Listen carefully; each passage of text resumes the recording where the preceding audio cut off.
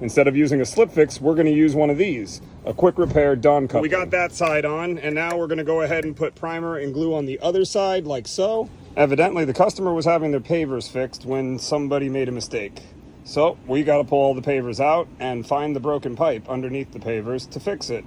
And then the plan will be to put the pavers back. Now here's a tip for you irrigators out there. When you're writing your quote for something like this, we're not professional paver layers. So make sure you put a line item in your quote to cover your butt to explain to the customer that all of this might not go back the way that we found it.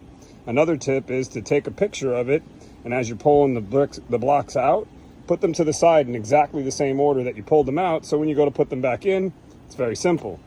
I still guarantee that I'm not going to be able to put this back the way that I found it, just in case I can't. So let's go ahead and start taking it apart and see what we find. You see, now they're in the order that I took them out.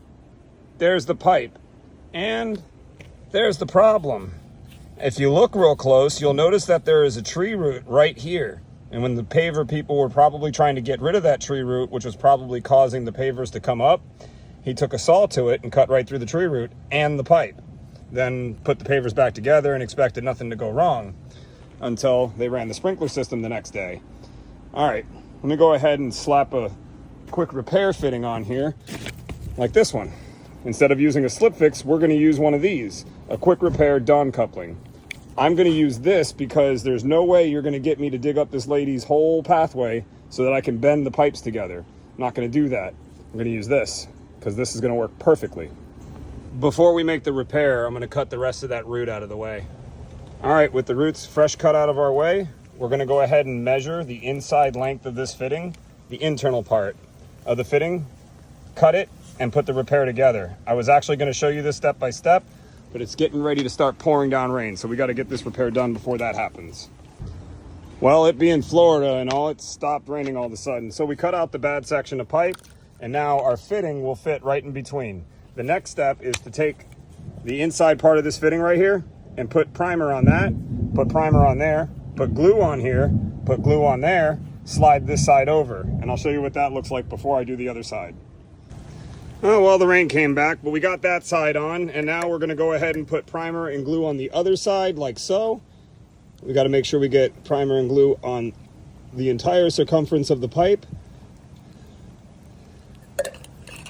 I'm actually going to try to finish this repair one-handed while I record it to show you guys.